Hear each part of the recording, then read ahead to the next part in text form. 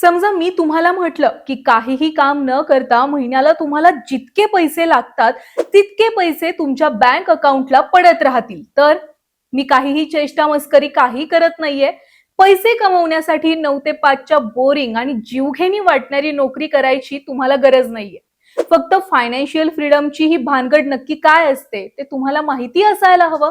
मला माहितीये तुमच्यापैकी बऱ्याच जणांच्या कानावर हा शब्द याआधी सुद्धा पडला असेल, पण कमी पगार असताना, डोक्यावर भरमसाठ कर्ज असताना फायनान्शियल फ्रीडम मिळवायचं कसं याचा प्रॅक्टिकल रोड मॅप कुणीच सांगत नाही. म्हणूनच आजच्या व्हिडिओमधून हे फायनान्शियल फ्रीडम म्हणजे नक्की असतं काय, फक्त 4 ते 5 वर्षामध्ये तुम्ही तुमच्या नोकरीवर लाथ मारून आयुष्यभर पैसे कसे कमावू शकता आणि फायनान्शियल फ्रीडम साठीच्या साध्या सोप्या 3 स्टेप्स कोणत्या आहेत ते सगळं आज समजून घेऊयात. नमस्कार, मी प्रिया आणि तुम्ही पाहताय Arthkranti. Don't work for money, make money work for you. पैशासाठी नाही तर पैशानं तुमच्यासाठी काम केलं पाहिजे. रॉबर्ट कियोसाकी यांच्या गाजलेल्या रिच डॅड पुअर डॅड या पुस्तकातलं हे सगळ्यात सुंदर वाक्य. 1996 साली जेव्हा हे पुस्तक लिहिलं गेलं त्याच्या आधी फायनान्शियल फ्रीडम म्हणजे म्हातारपणासाठी साठवायची पुंजी इतकाच काय त्याचा मर्यादित वापर होता. रिच डॅड पुअर डॅड या पुस्तकानं म्हातारपणीच नाही तर अगदी वयाच्या तरुणपणात सुद्धा तुम्ही चांगले पैसे कमावून रिटायर होऊ शकता हे प्रॅक्टिकली दाखवून दिलं. 2010 मध्ये तर फायर मुवमेंट सुरू झाली. फायर म्हणजे फायनान्शियल इंडिपेंडन्स रिटायर अर्ली. थोडक्यात फायनान्शियल इंडिपेंडन्सची भानगड सुरू झाली ती इथूनच. पण मग हे फायनान्शियल फ्रीडम म्हणजे नक्की असतं काय आणि ते कसं अचीव करायचं हे आता समजून घेऊयात. बघा, तुम्ही नोकरी करत असताना किंवा धंदा करत असताना जर नीट पैशांचं प्लॅनिंग केलं, योग्य गुंतवणूक केली तर 5 वर्षांनंतर तुम्ही गुंतवलेल्या पैशामधून किंवा तुमच्या पॅसिव्ह इन्कम मधून तुमचा घर खर्च भागायला लागतो. म्हणजेच फक्त पैसा कमवण्यासाठी तुम्हाला कोणतंही काम करावं लागत नाही. यालाच म्हणतात फायनान्शियल इंडिपेंडेंट असणं.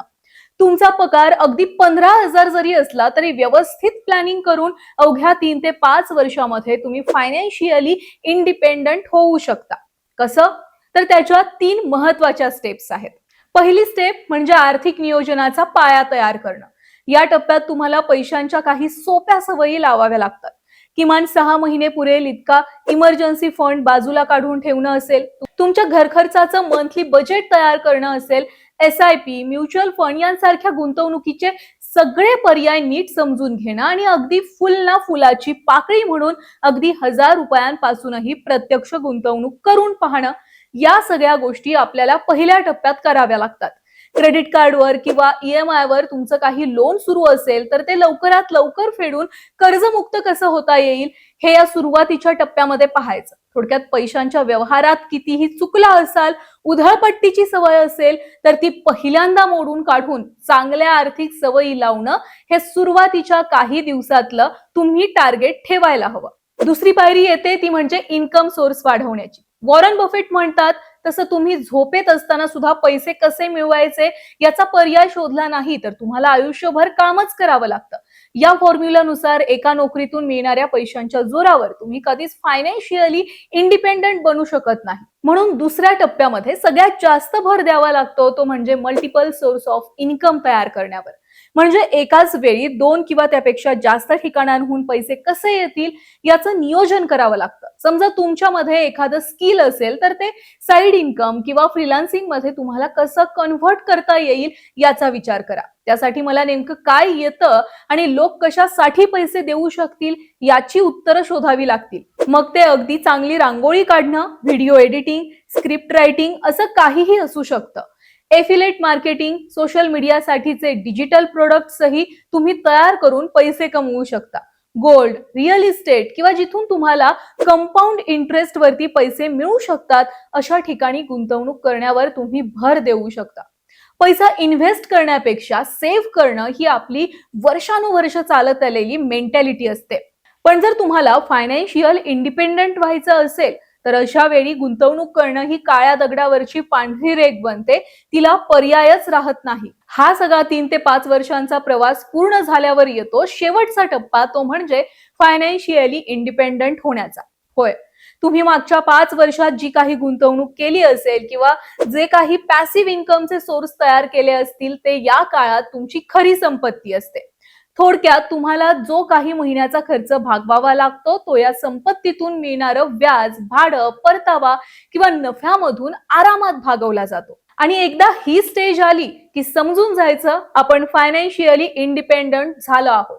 या काळात फक्त हातातील असणारा पैसा नीट मॅनेज करता आला की तुमचे सगळे प्रश्न सुटू शकतात. जाताना एक महत्वाची गोष्ट सांगते. अनेक रिसर्च आणि सर्वे मधून असं दिसून आलंय की तुम्हाला आवडणाऱ्या फील्डमध्ये काम करत असाल किंवा त्यामध्ये तुमचे 100% तुम्ही देत असाल तर अशा वेळी तुम्ही फायनान्शियली इंडिपेंडेंट होण्याचे चान्सेस 90% वाढतात. कारण तेव्हा तुम्ही फक्त पैशासाठी नाही तर आवडीसाठी काम करत असता. म्हणून अजूनही वेळ गेलेली नाहीये. लवकरात लवकर वही कागद घेऊन बसा आणि 5 वर्षामध्ये फायनान्शियली इंडिपेंडंट होण्याची तुमची जर्नी सुरू करा. बाकी फायनान्शियल इंडिपेंडंट होण्यासाठी तुमचा वेगळा काय प्लॅन आहे? जर तुम्ही ऑलरेडी फायनान्शियली इंडिपेंडंट असाल तर तुमचा एक्सपिरियन्स आम्हाला कमेंट बॉक्समध्ये नक्की शेअर करा आणि अशाच नवनवीन आर्थिक घडामोडी आणि अपडेट्स पाहण्यासाठी अर्थक्रांतीच्या चॅनलला लाईक करा, शेअर करा आणि हो, सबस्क्राईब करायला विसरू नका.